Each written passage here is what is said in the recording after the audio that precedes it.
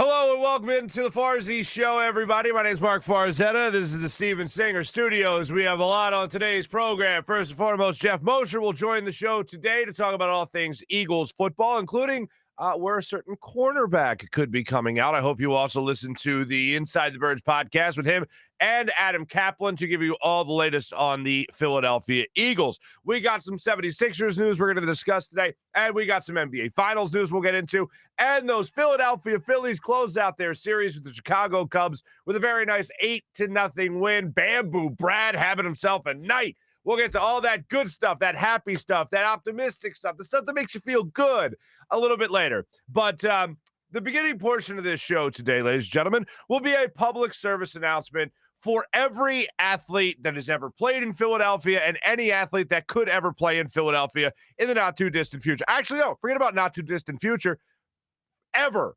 Any athlete to ever play in Philadelphia. And it really applies to almost every other fan base as well. Here's what I got for you. Danny Green's comments to our friend John Clark of NBC Sports Philadelphia and NBC 10. You never, ever, ever, ever, ever, ever, ever, ever, ever, ever, ever, ever pick a fight with the fans. The fans are undefeated. They are 1-0 whenever challenged by an athlete. 1 billion, like that's a pretty good record. Never losing, ever. You never pick a fight with the fans. And I know the way Danny presented it, and I'll let you hear it from John Clark's podcast, Takeoff, in just a moment. But I know the way Danny presented it, and it's mild-mannered. It's like, hey, here's some construction criticism. We don't want to hear it. Stop it. Do not talk to any fan base, especially the Philadelphia 76ers fan base, about how to behave, how to receive a player, how to support that player. Never tell any fan base, especially the Sixers fan base, how to act. And really, it's because of the process that the 76ers fans went through. And if you were on board with the process, if you said, okay, even if you were like me and said, all right, you know what, I'll give this 3 years. Let's try to get some draft picks. Let's trade away Drew Holiday, who's your all-star at this point. Let's try to bring back some assets to really grow this thing because I'm sick and tired of being in basketball purgatory.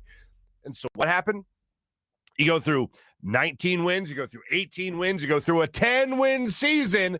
And did the fan base shrink at that point? Did the fan base go away at that point? Were people screaming, oh, God, make the Sixers move out of Philadelphia, send them to Seattle or whatever? No, nobody said that.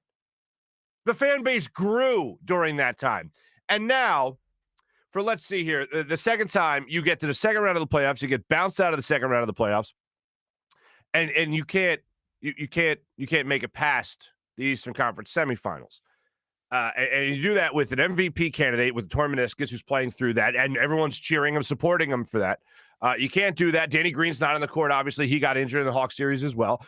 And you have this guy in Ben Simmons who's a 3-time All-Star, who the vast majority of the city supports and recognizes how great he is, with the exception of a couple of people that want to yell and scream about it. He's a great defender, great facilitator, and we're all supporting him for that, acknowledging 3 All-Star appearances for Ben Simmons. We're supporting him in that. But you expect us to continue to swallow the crap that we're fed about how he doesn't have to dunk a basketball now. He doesn't have to shoot a jump shot. Like, I think everyone's moved past the 3. But when you look at a guy who's terrified to go to the line, and so terrified that he dumps that ball off to Matisse Thybulle for him to dunk, and he only goes 1 for 1 or 1 for 2. And it gets to the point where Joel Embiid says in his post-game press conference, that was the turning point in the game. And it gets to the point on the court where Joel Embiid is throwing his hands up in the air saying, like, what the hell are you doing, Ben? And you also see another veteran out there like Seth Curry turn away like, what the hell was that? Why didn't he do that? But yet the fans, the ones that have been here through the entire process, the ones that have been here forever, are supposed to go, way to go, Ben. We got you. I don't think so. Danny Green messed up big time with these comments. I couldn't believe it. I read them at first. I went to listen to John's podcast. It's a great podcast. Great interview overall in terms of really giving you some insight as to what the mindset was of the Sixers team going up against the Atlanta Hawks. It's amazing. We'll get to that. We'll get to that in a second. But I can't believe that you would ever challenge a fan base to be better when I don't think there is anything wrong with the way we behave in this city to our athletes. And I have traveled enough. I have fans in other markets and other fan bases that I appreciate the way we are as a fan base. And I always break it down to you're either that nurturing mother type of character or you're that strict father. I love the idea that we're the strict father. I love the idea that we're the city that passes the best friend test. We're the city that, we may not be the friend you want, but we're definitely the friend you need. We're definitely the people that will be honest with you and tell you that your butt looks big in those pants. Or, no, maybe you shouldn't have another slice of pizza. Like, we're the odd, oh, you got something hanging from your nose there. We're the people that call it out. We're the people that are honest. We're the people that are always being 100, as the kids like to say, when it comes to how somebody else is behaving or how, in this case, in this example, our teams are behaving. We supported Markelle Fultz up until the thoracic outlet syndrome and he was traded. And why did we kind of take the stance we did? Because our own general manager at the time, Elton Brand, even was laughing when he was talking about the phone call he got from the Raymond brothers. Markelle Fultz's guy was, well, he's just not going to be available for you because of the shoulder thing. Elton Brand was smirking at it. We not only went through that, we went through the process. We went through Jerry Colangelo screwing it up, Brian Colangelo screwing it up, Collars Colangelo. I can't believe that we're being called out at this point for being patient. And then in the most crucial time, a guy that we have been patient with, a guy that we have supported, dumps off a pass and can't hit a free throw to the point where his own coach says, I'm not taking Ben Simmons out of the game. You want me to take Ben Simmons out of the game? Now, he does so many other great things in this basketball game that he shouldn't take him out of the game. Then he took him out of the game for 4 other games when it was tight and it was hack-a-Ben time? Yet we're the bad guys in all this. Really what Danny Green is telling us here, and I know the headline is what he said about the fans, but the real story here, more importantly, is that Ben Simmons, according to Danny Green, is soft as hell. Because there's not times we're yelling at Ben on the court. There's not times where this guy's got to be traded. Oh, get him the hell out of here. No, we've been extremely patient with Ben Simmons. And in the most crucial play of his career, he choked. So if we can't criticize in that moment, when can we? When is it okay to criticize then, Danny Green? And I'm a fan of Danny Green. I'm one of the only people to acknowledge that Danny Green being out in this Hawks series absolutely hurt them. And one of the things that he says in this podcast with John Clark is that if he was out there, he would have taken on more of that leadership role and would have helped this team kind of get their heads back together because they didn't take the Hawks seriously enough in this series. They thought they were good enough to show up and win. And that was evident. But once you get to a Game 7, aren't all bets supposed to be off? Didn't seem like that for everybody, most notably Ben Simmons. Here it is so you can make your own judgment. And again, download the Takeoff podcast with John Clark for the rest of this. I just want to give you a little snippet of it here so you hear the way this was presented. Here's Danny Green talking about the fans. And also listen to the question. I left the question in here from John Clark. So again, what really it comes down to is that Ben was soft. And all the other stuff that gets said is about us. It's about the fans of Philadelphia and how we treat our players. That's, I know, the headline. But to me, the bigger message here is that Ben is soft as hell. Here is Danny Green with John Clark. Do you think the crowd and Philly can have an effect on somebody like Ben Simmons in those moments? For sure. It has an effect on everybody. And I think that's something that needs to change in the city. I love our fans, but, when things aren't going well, they can turn on you. That's the one thing that I would disagree with or dislike. But, some guys use it as motivation. Some guys have a chip on their shoulder. But, I think that needs to change somehow. They need to be riding with us regardless of how things are going. We're number one team in the East, still playing well. And in some games, they'll boo us, but that's part of the culture here. And that's part of their way of showing they love us. But with a guy like Ben and other guys, I think they need to stick behind him and stick by him as long as they can until the horn blows. But even then, he's here. He's given so much to this organization, to the city, on and off the court, that he deserves that respect and that support. So I hope that worm turns for him and for the city of Philly to where they don't have that mantra as fans of being cold, rough, and one of the the worst in the league. Because we had a great time this year. We had a great outing, and when they came back and allowed fans back into the building, it was amazing energy that we needed and I loved. So I hope that changes for him, and I hope that changes for the city. I don't ever want to change. I love the way we are as fans. I don't feel like I have to justify how we are as fans to anybody. And I know people will be like, oh, the city that threw popcorn on Russell Westbrook. Yeah, okay, a lot of cities did terrible things. That doesn't make what we did great or bad or anything like that, or less bad than it was.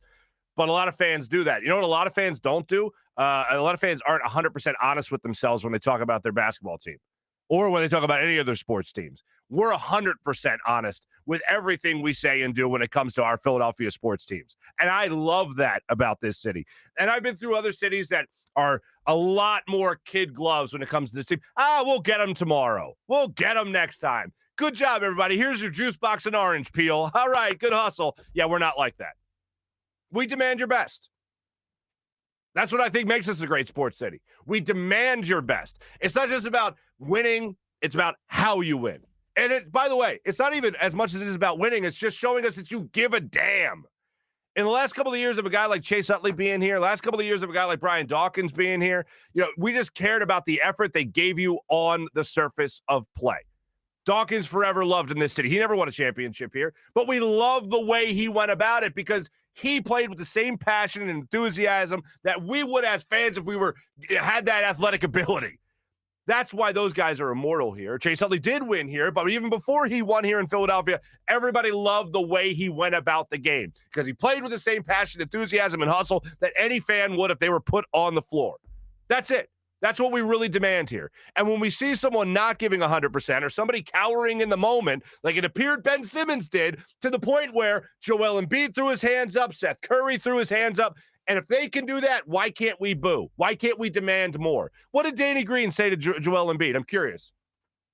When Danny Green was talking about this, did he mention Joel Embiid? Did he mention Seth Curry and their reactions on the court to when Ben Simmons didn't come up in a huge moment, the biggest moment of his career? I don't know if he said anything to those guys. I didn't hear that come up in the conversation. But we can't boo as paying fans, as people that once again, throughout that entire crappy process period, where they went through one of the worst 3-year stretches in the history of sports for any sport. We can't survive that and demand more from the players that were produced due to that process. Joel Embiid gave us everything he had on a leg and a half, if you will. Ben Simmons, huge moment, again, biggest of his career. Take this, second-year player, non-all-star, bench player, Matisse Thybulle. I don't know what to do with this. I might get fouled and have to go to the line and be embarrassed. Look, I went off on a tangent yesterday telling you I don't really give a damn. I don't care what Ben Simmons does this offseason. I don't care if he goes to 1,000 tennis matches with 1,000 different beautiful young ladies. Good for him. Live your life, man. I don't care how many houses he buys in Los Angeles. Good for you. Hey, you've earned it, whatever. This is your line of work, so you earn it. All I care about is what happens in the playoffs next year. And if Ben Simmons is here next year, I need to see a much better version of Ben Simmons, even during the regular season. Because the Ben Simmons regular season guy is not going to really impress me unless I see the things that we will benefit from as a fan base in the playoffs. If I see the jump shot, if I see like Giannis Antetokounmpo last night, for instance, I know he's always compared to him and talk about Giannis shooting threes, whatever. Giannis has that nice little turnaround jump shot, little turnaround fadeaway that he has. I love that shot. I love that. I'd love to see Ben be able to do that. A little mid-range game. That's all I'm asking for here. If Ben shows that during the regular season, okay, cool. But until I see him perform in the playoffs, really nothing else matters. I'm going to be looking at the regular season as a lot of people get all geeked up for those Instagram videos that he posts in the offseason. Oh, Ben, shoot, look at him. I don't care about any of that. I don't care about the tennis matches, the young ladies, or the houses, or the offseason workout videos. All I care about is what he does on the court next season. And if this isn't motivation, as Danny Green says there, that you can talk about the fans being motivated, that some guy uses a chip on his shoulder, but really what he's saying is Ben takes it as a great offense. He doesn't even use it as motivation. And judging from Ben Simmons' post-game press conferences, that certainly seems to be the case because he doesn't get riled up. He doesn't seem to get offended too much. The one time I actually saw him show emotion in a press conference was when somebody asked him about going back to his brother as his shooting coach. And he was like, you want to talk about my brother? Like the look he gave the reporter was if to convey that message. You want to talk about my brother? Talk about my brother one more time. I remember doing the show with Trey at the time, and Trey was like, you want to talk about my brother? I'll tell you about my brother. That was really the only time. Everything else is like, yeah, I got to get better. Hey, Ben, what are you going to do about foul shots? I got to sink them. Okay, thank you. Thank you, Andy Reid. Appreciate that very obvious answer. I can't believe this is like what we're talking about. Like, this is the headline of sports today in Philadelphia. Danny Green calls out fans. Fans, let me just, for the record, you're doing a great job. I wouldn't want any other mantra on us in Philadelphia other than sheer honesty. Like, Philadelphia is like a used car salesman's worst nightmare. We'll call them out on every BS that they're trying to give us. It's not used, it's pre-owned. Like, okay, thank you. I wouldn't change a damn thing about us, to be honest with you. Oh, there's some things in our history. Yeah, sure. There's some things in our history that I wish we weren't a part of. But when it comes to our overall mindset and attitude, don't change for anybody, Philly. You be you. Continue to be you. Let us be us. Demand the best from your athletes. The least you could do is give us your best. We're your paying fan base going to see you perform. The mindset of some of the greatest of all time, whether you go to Kobe Bryant, you go to Derek Jeter, you go to Joe DiMaggio, who was, I think, was the first person to say this. There could be somebody in the building that's never seen you play, and they paid to go see you play for that one time. Go have that mindset. Joel Embiid had that mindset in the playoffs. Joel Embiid had that mindset throughout the season. I wish that it didn't have as many injuries to the point where he couldn't play, but played through it certainly in the playoffs when it came to that torn meniscus. That's the mindset we wanted you to have. Have it. I wish everyone could have it. You can't give it to everybody, unfortunately. That's why, again, the most important tool that an athlete can have is what's between the ears. It's not about how fast you can run, how you can jump, and all that. Because a lot of these guys, if you just put them through a combine, a lot of them can do the same things, physically speaking. What makes somebody great is their mindset. And I go back to the thing we talked about earlier in the week. I saw that one of the Sixers sites I follow on Instagram had a thing. Hey, who would you give Ben Simmons 2 traits from these 5 players? And it was like Kyrie Irving's handle. It was Kawhi Leonard's defense, whatever it was. And then it was like Kobe Bryant's mentality and a couple other things. I think give him Kobe Bryant's mentality, and that's all he needs. Forget about another one. If you give Ben Simmons with those physical attributes, those talents, you give him just what Kobe Bryant had between the ears. By the way, you could say that for a lot of players in the NBA. And how great would they be? Well, Ben Simmons would be the MVP of the league. If he had a Mamba mentality, MVP of the league. It's all about mindset. It's all about mentality. And I'm hoping this offseason, sure, I'm hoping that he's working on his game. But if I see the photos, if I see the videos, I'll think, oh, an athlete's working out. Good for you. It's not until I see it on the court during a game that I'll actually start to think, oh, maybe we'll have a different version, a better version of Ben in the postseason. Because I'm still of the school that he's not getting traded. I'm still of the school that they're not going to sell him low. If they're going to sell him at all, it's going to be high. And if he comes back with that mid-range game, that's going to be some very, very high selling value right there. So high, in fact, that I would hate to see the Sixers trade Ben Simmons. If he comes back with that mid-range game, if he comes back hitting that free throw, we're talking about a much different Ben Simmons, and we're talking about a much better basketball team. So the Phillies won last night, and that was fun. Phillies come out last night against the Cubs. The stakes were high in this series, I thought, especially after you won the first 2 games and you lost the third one. You created some good juju in Philadelphia with the way that they won the first 2 games. You lose the next 2 and you only split with the Cubs. Juju gone. Juju banished from the land. So what does Joe Girardi do? Joe Girardi looks over at Rhys Hoskins and goes, how many home runs you got in this series? 2, 3 home runs in this series? Why don't you have a seat over there? We're going to start Brad Miller at first base. Huh? Okay. Brad Miller steps up. Bamboo Brad. 3 home run night at Wrigley Field for Brad Miller with his father in attendance. How great is that? Bamboo Brad gets 3 of the straw hats, the summer hats, whatever you want to call them, gardening hats. I don't know. And he's got 3, and then you got Didi Gregorius hits another home run. They got to take a home run hat off of Brad Miller and put it on Didi Gregorius.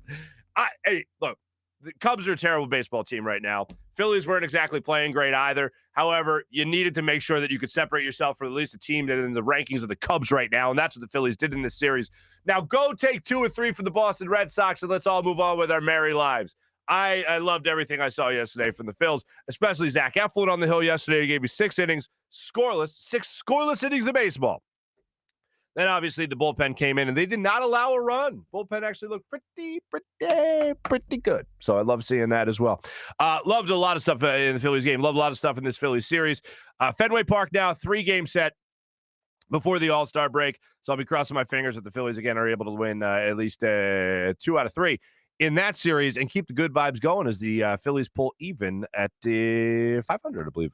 Maybe 1 game under 500 right now. But just happy to see overall everything the Phillies were able to put together in this series. And hopefully this will be 1 game under 500 right now because they lost again the other thing, the second game, the third game of this series. Coming up in our morning rush segment today, I kind of gave you, with the Danny Green saga, I gave you Danny Green, the headline, right? And then I gave you the other footnotes there about what it really means. And what it really means is that Ben heard it and cowered in the moment. He didn't hear it and go, "Man, the hell with that, I'm going to be better," and then rise to the occasion. No, he didn't do that. So that's really what matters the most in terms of what we all want here, which is the Sixers to win a championship. I talked a little bit about their mindset going up against the Hawks. We'll get more into that. But in terms of framing a story from the media, I was scrolling on Twitter yesterday, and we're going to get into this more in our morning rush. I was scrolling through Twitter yesterday, and I saw one headline regarding Dame Lillard, and then I saw another headline regarding Dame Lillard, and both were meant to make you go, click, and that's what you call clickbait. And they were opposing headlines.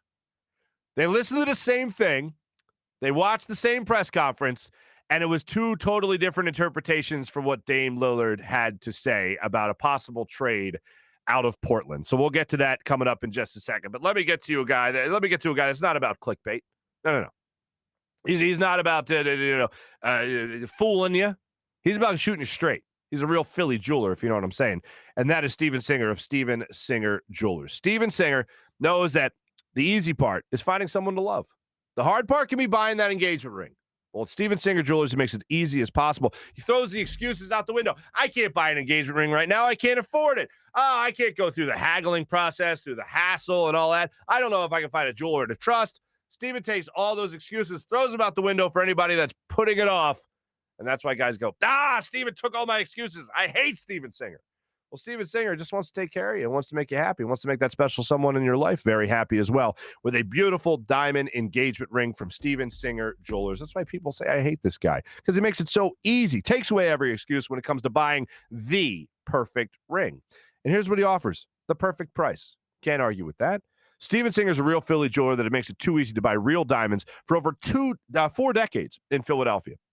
He wants to take care of all his customers. He specializes in diamond engagement rings and his real staff of experts, real jewelers with no call center, nothing like that. No sales, no haggling, no promo codes, no discounts. They're standing by at the ready to help you out, guaranteeing the best possible value every single day at the perfect price. Check out Steven Singer Jewelers at the other corner of 8th and Walnut, right in Philadelphia, or online at IHateStevenSinger.com. Always fast and free shipping at IHateStevenSinger.com. All right, let's get some Eagles conversation going here with our good friend Geoff Mosher, who's going to be joining the program again. I think it's the third time we've had Geoff on, and I appreciate it. And Geoff breaks it all down when it comes to everything Philadelphia Eagles. I had a training camp, which gets underway in a little less than 3 weeks, as a matter of fact. So we all look forward to that. Let's talk to our good friend Geoff Mosher on the Rothman Orthopaedics guest line.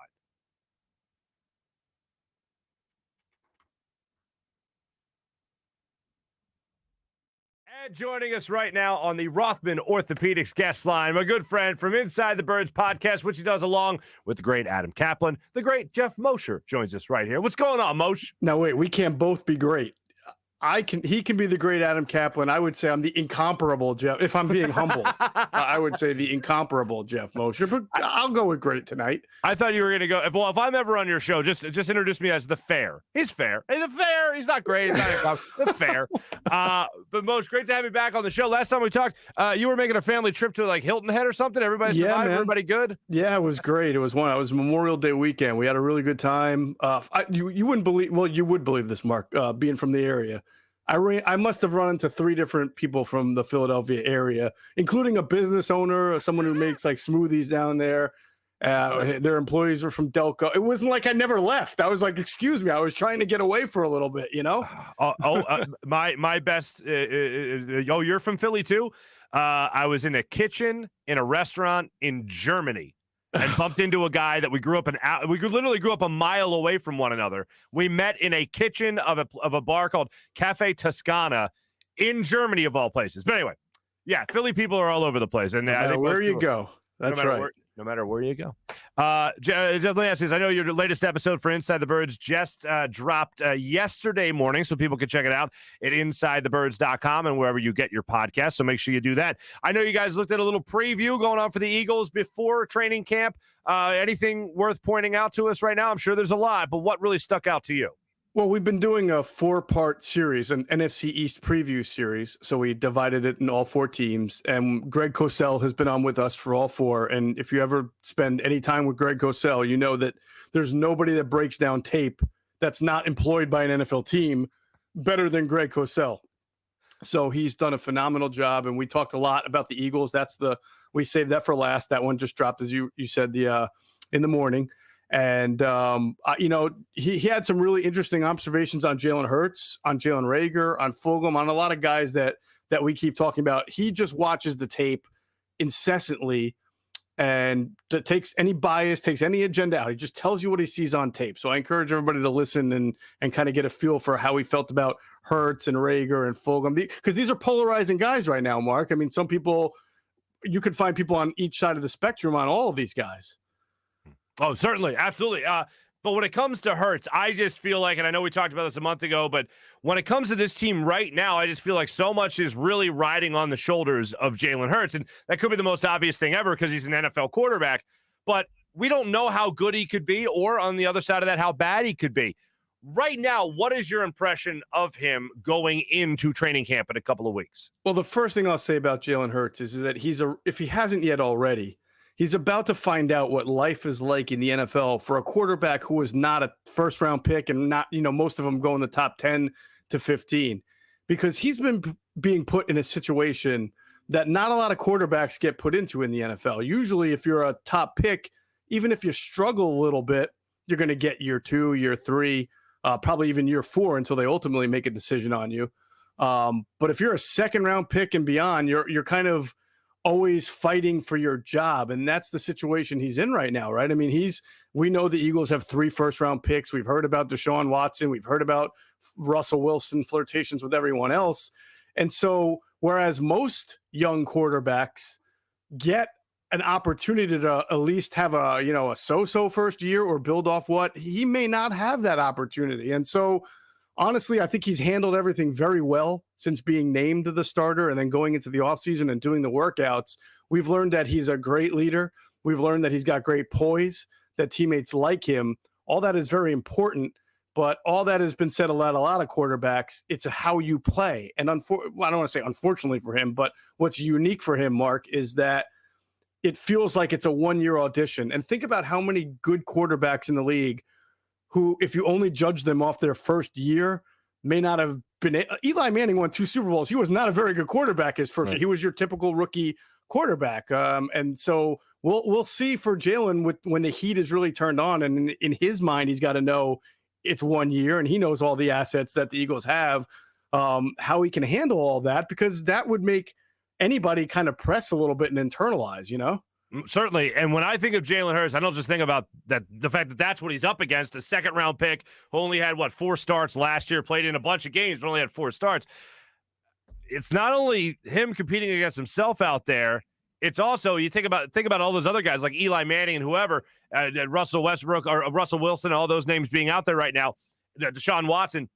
But he's also competing against the fact that the Eagles could have 3 first-round picks next year as well. Exactly. So I feel like he's starting out the season already on the hot seat, and I'm glad that he has the mentality that the Rents do every day when it comes to success. Yeah, he's going to need that. I don't know that every single quarterback could handle that situation. Certainly, a guy like Dwayne Haskins didn't handle his first year well in Washington, and he had a lot more handed to him year 1, and he barely made it into year 2, right? Didn't. So, with Jalen, who comes from 2 good programs, but number 1, as you mentioned, Alabama, where he learned under Nick Saban about the rent being due every day, and he gets to see a reality from what Carson Wentz went through, and also knowing the Eagles have these assets, right? And the reports out there that a guy like Dwayne Haskins probably could not see. Dwayne Haskins thought he was the franchise. The owner loved him.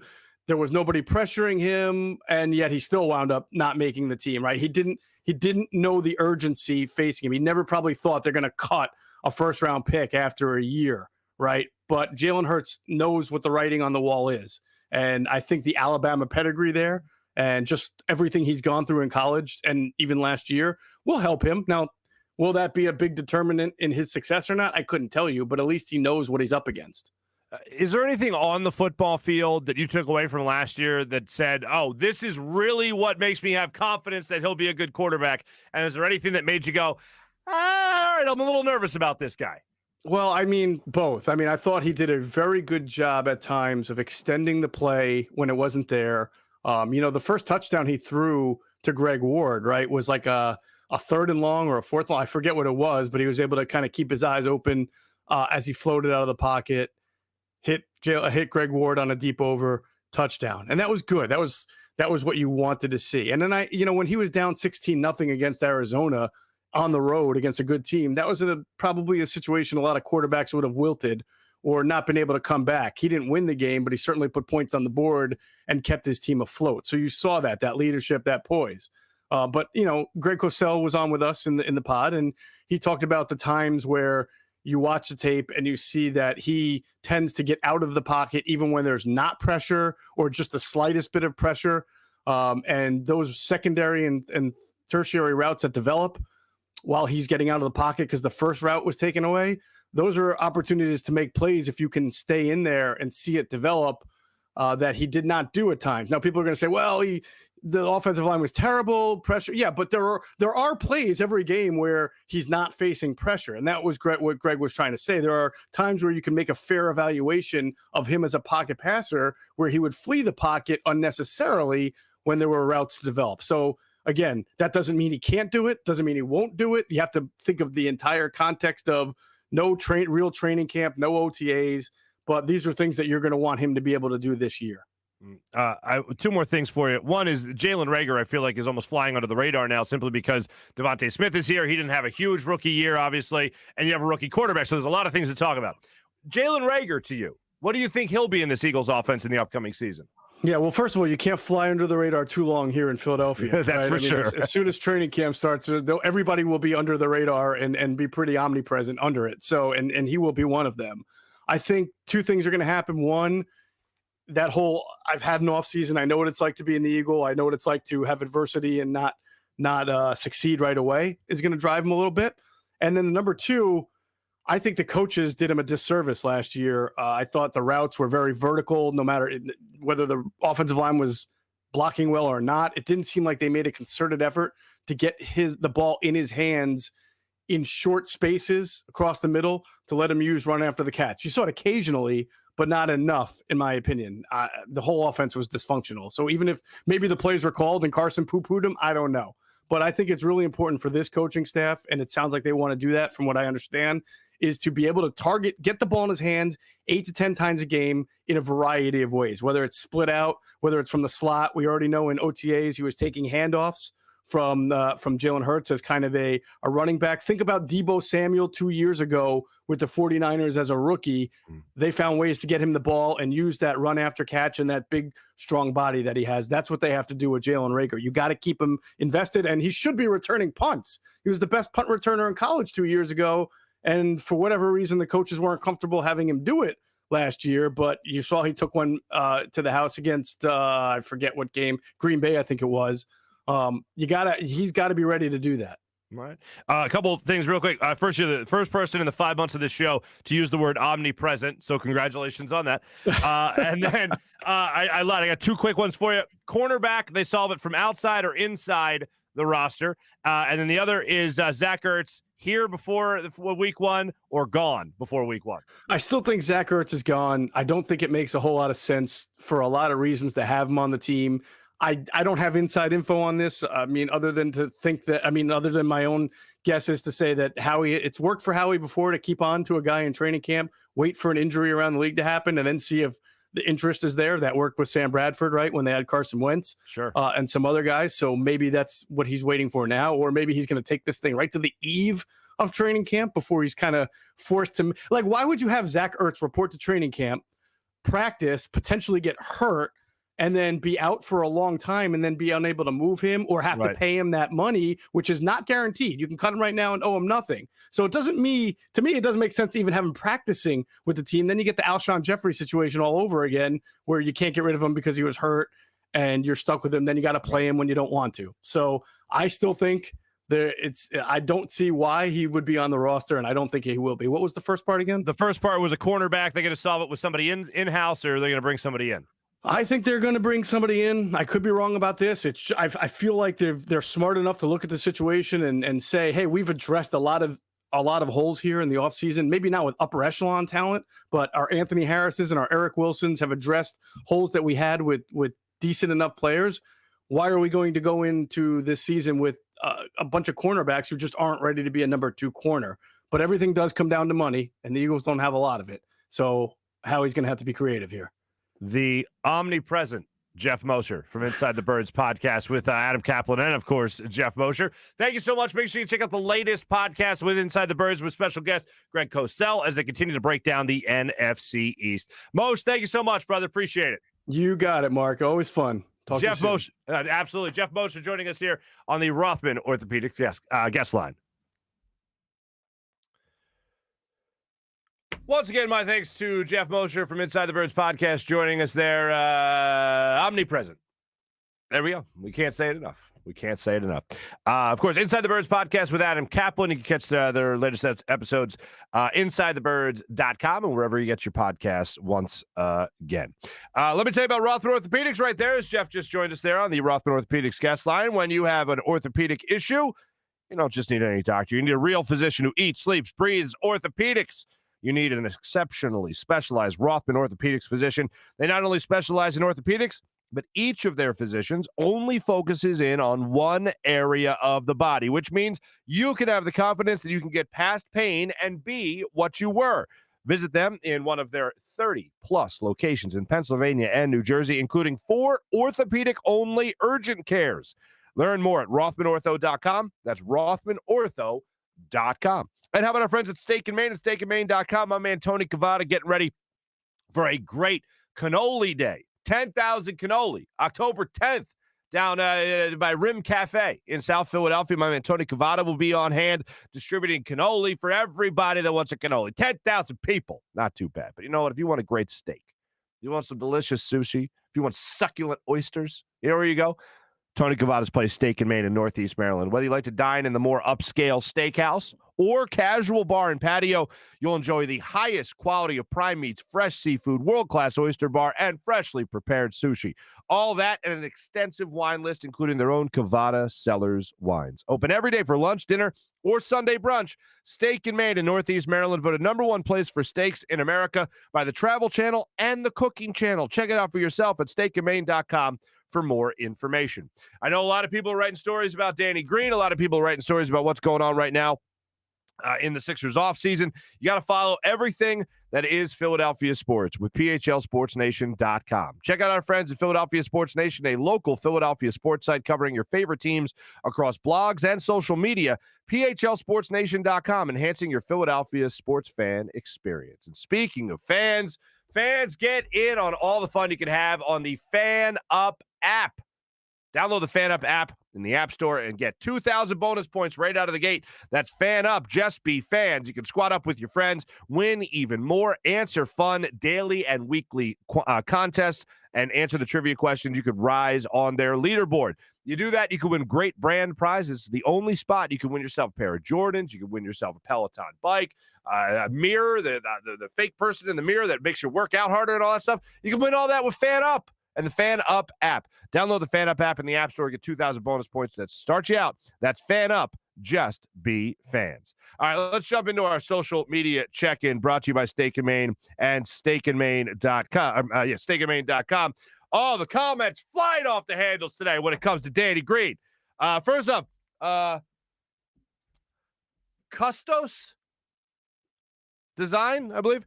Philly will always hold you accountable for the expectations you set. Fall short, we'll give you the booze you deserve, do your job, and we'll cheer. Exceed expectations, and you'll be remembered forever. Well said. That's the deal. It's like a player has a contract with the team, and he signs that contract. He's held accountable for those things in the contract. He either gets a bonus or he doesn't get a bonus. He either has the incentives that he hits or he doesn't hit the incentives, right?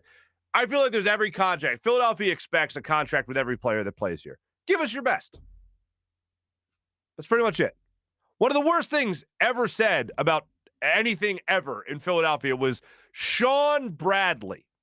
When Sean Bradley was here in Philadelphia, he said the problem with Philadelphia is they expect you to play every game like it's game 7 of the finals. Yeah, we want you to win. Like, that's how we expect our athletes to play. All out, all the time. I go back again to Brian Dawkins, and I go back to Chase Utley. The Dawkins example is even more forthright because he didn't win in Philadelphia, yet we will forever love the Hall of Famer Brian Dawkins because of the way he played the game. He embodied the passion that fans have. Chase Utley the same way. He won here in Philadelphia, but even before that, loved in the city for the way he played the game. And when Cole Hamels was coming off an MVP, a World Series MVP season, postseason MVP postseason as well, fans looked at him the next year and said something wasn't right. And then Cole Hamels even admitted to hitting the banquet tour a little too often as being the toast of the town, the toast of the country, as a postseason and World Series MVP, the lefty for the Philadelphia Phillies. And when we watched him in 2009, we were going, this ain't it, Cole. Come on, man. And let's not forget how high a standard we hold these teams to. Philadelphia, the night they dropped the banner to their first ever Super Bowl victory, Eagles fans booed the Eagles off the field at halftime. And Malcolm Jenkins gets us, understands us, and said after that game, yeah, I would have booed us too with the way we were playing. We needed that kick in the ass, and we gave it to you. And then you won the game against the Atlanta Falcons. And then what also happened the year after the Phillies won the World Series, other than Cole Hamels being bad in 2009, I believe it was an inning and 2/3 it took us. I remember the talk, how long is it going to take people to boo the Phillies after they delivered the first championship to Philadelphia since 1983? How long is it going to take? The answer to that question was an inning and 2/3. I think it was Chipper Jones took Brett Myers deep in the second inning of that game. Boo! Yeah, you know what? If we don't see your best, then guess what? There's going to be a problem. The only thing I'll say about this is talked about it long enough. This situation comes at one of the worst moments for an athlete that we have been patient with in this city, with a team involving a team that we have been patient with more than any other team ever in our history. And someone's telling us to be supportive, undying loyalty. Yeah, we're still here. We're still loyal. No one's jumping off a Sixers bandwagon saying, oh, no, screw the Sixers now. I don't want to even let them to win. No. We're still Sixers fans. That's why we still want you to do well. Like when your kid messes up, every once in a while, you might yell at your kid. You know why? Because you give a damn. And you want nothing but best things. You're the best possible things for your kid. So anyway, great point. Custos Design. Appreciate it. April's checking in, applauding that. Absolutely. Dan Schwartz doing the same thing. What's up, Dan? April's also saying, is anyone shocked that Ben is soft? He's shown again and again that he doesn't listen to criticism. Here's the thing. Ben gets offended by criticism. He doesn't get motivated by criticism. The thing that really will stick out to me is the interview we did with ESPN some months ago, where he was talking about his 40-point game against Rudy Gobert and the Jazz. And he goes, yeah, I scored 40 points, but I'm not a scorer. So, yeah, you're not a scorer. You happen to score a lot in that game, but you don't do that with any regularity. You're a guy that averages 15 points per game. You're going to call a 15 points per game type of guy a scorer? I ain't. I'm going to call him a versatile player. Devin Booker is a scorer. Seth Curry, obviously, is a scorer. Steph Curry is a scorer. Ben Simmons not a scorer. Versatile. Defense, does a little bit of everything, fills out the stat sheet. Yeah, sure. But I would like you to be more of a scorer. We're not expecting you to be 40-point on the reg like your coach Doc Rivers was talking about in the series against the Washington Wizards. But a little of that would be nice. Every once in a while, that'd be nice. I don't expect that. What I do expect is when you come back next year, you have a turnaround jump shot. no, expect.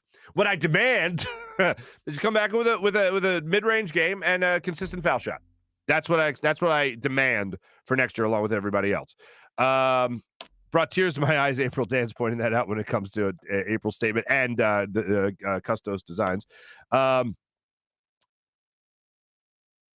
April also asked a good question. I had the same thought. What has Ben Simmons given this city besides Ajita? I was curious. Is Ben involved in like a huge charitable thing that I'm unaware of? Legit question. If I've missed that story, I've missed that story. And my apologies for that. Benny's checking in. I think you're all missing the bigger story here. Sealski. Damn it, Benny. Come on. Mac is checking in saying, laugh my ass off. Danny really didn't realize how bad this would come across. You can hear it in his voice. And in all honesty, when I heard these when I saw the comments, when I read the comments, I thought, okay, hold on. Let me go back to John's podcast, Takeoff, and let me hear him for myself. Because I remember there was like 99% of the population killing Jason Babin. When Jason Babin of the Eagles those years ago said what he said about Eagles fans, and I went, hold on, let me go back and really listen to what he had to say. And Jason Babin talked about like 3 fans. He didn't make a blanket statement and say, Philly fans need to shut up and Philly fans need to be more supportive. Philly fans need to have our back. No, he talked about 3 people in the building, which I don't have a problem with. Hey, man, yeah, go ahead. That's fine. But when you make the blanket statement like Danny Green's doing, I'm like, why don't you pump your brakes? But when you're talking about 3 specific people, I don't know what those people said. So I can't jump on Jason Babin and go, oh, shut up. Yeah, no, I'm not going to do that. So I was like, did Danny Green get Jason Babined? And no, he did not get Jason Babin. He went blanket statement, be more supportive, show your undying loyalty and all that stuff. Are you kidding me? We were fooled by this ownership group when they brought in Andrew Bynum, and that was, oh man, that was a bait and switch. Boy, oh boy, was that a bait and switch. We were loyal when you went through the whole process of winning 19, 18, and then 10 games. What? There's something else that happened in there that drove me crazy. The season ticket pricing. Oh my God, when the Sixers tried to pull that off.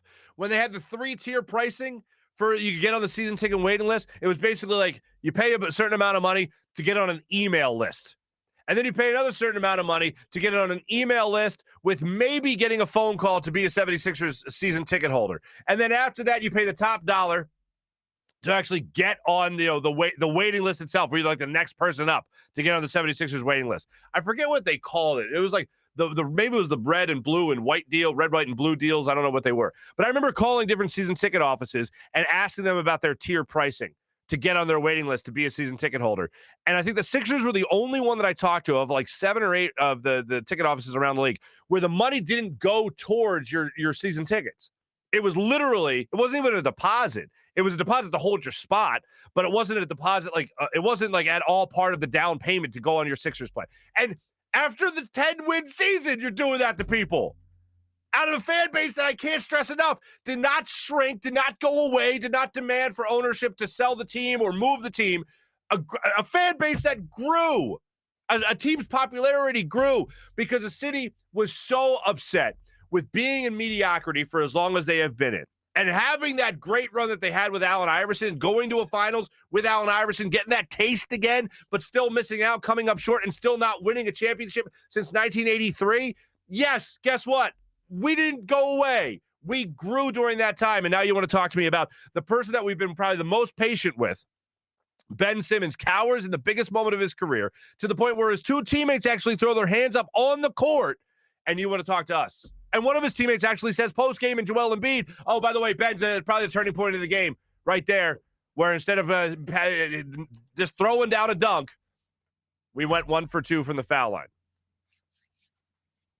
What did Danny Green say to Joel Embiid about his post-game comments? What did Danny Green say to Seth Curry about throwing his hands up on the court as well? Yeah, it ain't just us. It ain't just us. What else do we have here? Dan's checking in.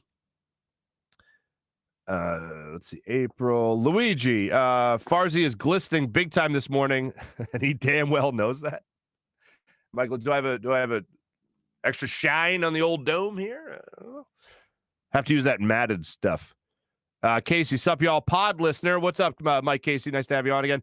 Want to jump into this mayhem. It is mayhem. One guapo? Is that what we're doing there? Guapo? Is that a Three Amigos reference? If it is, I'm all for it. Guapo's checking in. Mikal Bridges, better than Toby. Mikal Bridges, I'm going to get to him and how he started off that game for the Suns last night. But he kind of ripped the heart out of the Bucks. We'll get to that in a minute. What else do we have? Hulk Hogan reference? All right. Who has started the petition to bring back Zoom off? Mark wants to know. We all are. Dan saying Mark's freaky cousin. Well, even with the freaky cousin still, Mark's freaky cousin will do the Friday weather reports. Taylor's checking in. What's up, Taylor? I think Ben Simmons is just the lion from Wizard of Oz reincarnated. Mike, you're not far off with that one. Mark's checking in. Sounds like someone needs to do a Photoshop. I wouldn't be shocked if that would be the first Ben Simmons Photoshop as the Cowardly Lion. Gabe's in here talking about Blink 182. All right. 98 degrees. I assume I missed a boy band reference of some sort here. Not that I would consider Blink 182 to a boy band, but they were. I mean, most bands are boys. The Beatles were a boy band then. Let's see. Free Urge. James is checking in. Absolutely. Dante says omnipresent. Henry. What do we got, Henry? This thing keeps jumping around. Maybe it's just my ginormous fat fingers that just make this thing mess up. I wanted to get to one. I felt like Dante was calling me out for something with Jalen Hurts. Apparently comments I made in May were different than what I said today. Yeah. Jalen Hurts isn't the guy. Far as I was looking back at your take in like May or something where you said he ain't the guy and the comments ripped you. I'm with you on that take. I mean, in all honesty, I don't think Jalen Hurts is the quarterback of the future. I think my take on him is still he's Mr. Right now. He's not Mr. Right. And as I was saying with Mosher, all the things he's going up against this year, it's not just the fact that he's a second-round pick. It's not just the fact he's another year older. It's the fact that they're going to have 3 first-round picks next year. And if you're Jalen Hurts, that's what you're competing against. Here's what you're competing against. The idea that I could still upgrade. That's poison. If you're the guy right there and they're looking at you and like, oh, I like him, he's good, but I think I can still upgrade. That thought, oh, I could do better. Ooh, that'll drive a GM crazy. That'll drive an owner crazy. That's what you're competing against. Jalen Hurts basically has to be a lights-out quarterback, a stellar Pro Bowl quarterback to even have a shot at being the guy next year for the Philadelphia Eagles. Not going into this year, next year. A year from today, talking about. Let's see who else is checking in on the program. Oh, no, Dante. No, I agree with you. No, I know that you agree with me. I thought you were just saying that I was saying something different this time around. I'm still on the same vibe as I am back in May. He's Mr. Right now, not Mr. Right. Thanks to everyone that checked in there on our social media check-in, brought to you by Steak and Maine and steakandmaine.com. Much appreciated. Let's get into our Morning Rush segment. First and foremost, Suns took game 2 last night against the Bucks in the NBA Finals. I missed on my big bet. I'm sorry. I told you the Suns would win. Told you they go to Milwaukee, up 2-0. Now I think the Bucks are going to have a little rally for themselves here. But Chris Paul was 2 assists shy. I told you he wouldn't have 32 points. He wouldn't get over 30 points. I think he had 25 last night, and he had 8 assists. But my bet was a double-double and the win. I got the win, didn't get the double-double. Unfortunately, and Miss Scoozy, I suck at betting still. Still in a bit of a schneid, if you want to say. But McCall Bridges last night. McCall Bridges. Last night, the Bucks came out inspired in the first 3 minutes of that game. They gained out the court. They drove the lane. They got fouled. They went to the line. They were making things happen for themselves. And McCall Bridges and the Suns were like, that's cute. 3. Chris Paul still orchestrating. He's the maestro. And Devin Booker was just en fuego last night. Like, it's just the Suns such a great it's such a great basketball team, and I am a big fan of the Suns, and watching them in the playoffs has been so much fun. Thought the Bucks will put up a little bit more of a fight in these games. They haven't done that. We'll see what happens now as the series shifts back to Milwaukee. We will we'll figure all that stuff out as it goes on. But Suns up 2-0 in the series. Dame time. This is what I referenced earlier about headlines and framing. All right. Here's one headline that I saw yesterday. This is from the New York Post. Trailblazers Damian Lillard doesn't slam door on trade rumor and intrigue. Doesn't slam the door. Next story. Damian Lillard, who was reportedly frustrated with the Trailblazers, sounds willing to give next season a go under new head coach Chauncey Billups. These are both about the same story. They're both about the press conference he did as part of Team USA, where he was asked about the trade rumors, and he said, if I have anything I want to say, I'll say it to my general manager, and I'll say it to my team's owner. That's all they were referencing. They referenced the same story, two different takes taken out of it, two different headlines made of it. This one in Sports Illustrated was about the same thing, was about that the thing that we just talked about, the press conference for Team USA, where he said the same thing. Their take on it was this. He's willing to give next season the go under the new head coach.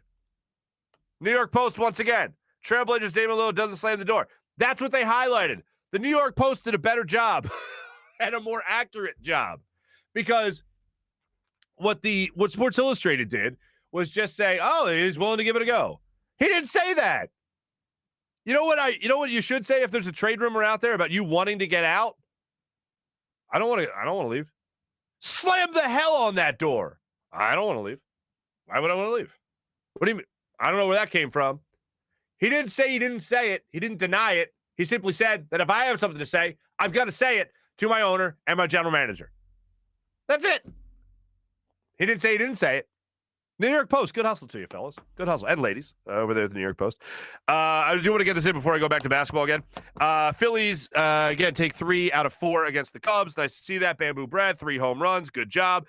Vinny Velo goes up against Garrett Richards tonight in Fenway Park. Hopefully the Phillies round out the first half of the season with winning 2 series in a row. Let's hope that happens. We'll cross our fingers for that. So good times. I do want to throw this back to Danny Green because I just feel like I have to. I really do get offended. Like, I feel like if you speak into a microphone in this city on behalf of fans, and not speaking for fans, but you speak on behalf of them, or you speak in support of them and defend them, I feel like that's your job today, is to defend the people of Philadelphia. And I think Danny Green is coming from, and trying to wrap my head around this one final time, Danny Green, you got to keep in mind, is coming from 3 championships in his career. He's coming from back-to-back championships with the Raptors, where they beat Philadelphia. And he's coming from a championship, obviously, with the Lakers last season.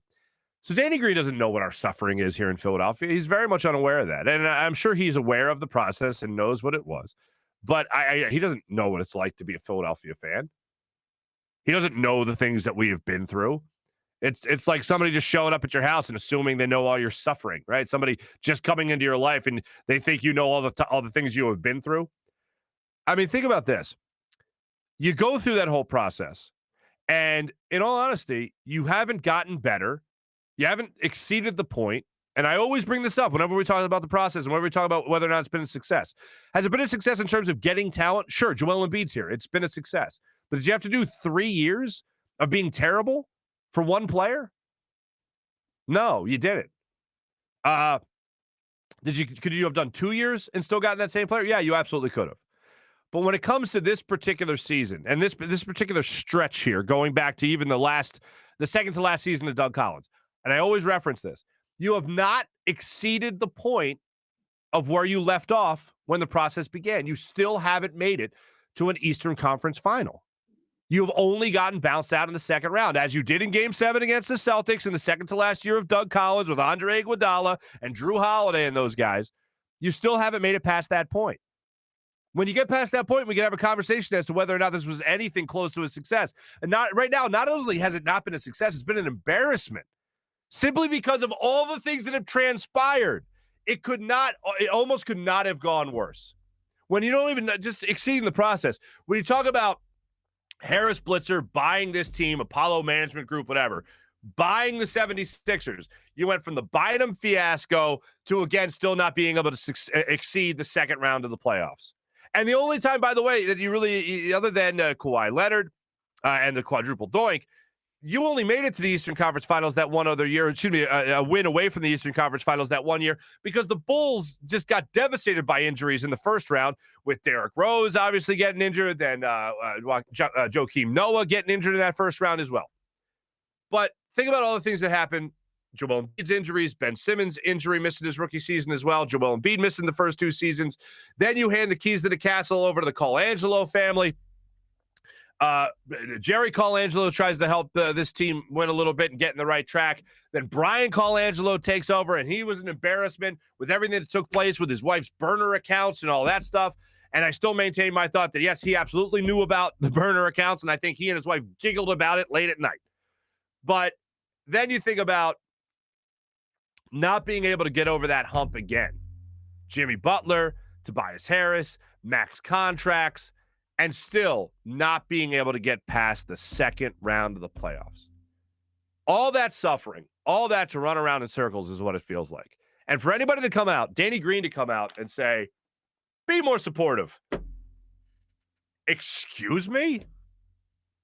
It would be impossible for us to be any more supportive of this basketball team. Maybe if we became Green Bay and we ended up owning our franchise as fans, maybe that's really the only way we could do it.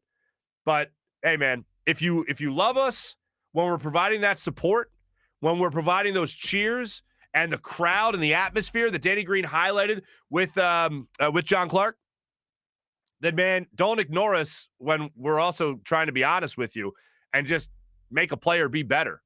Trying to call him out on his BS. That, hey, we all see this.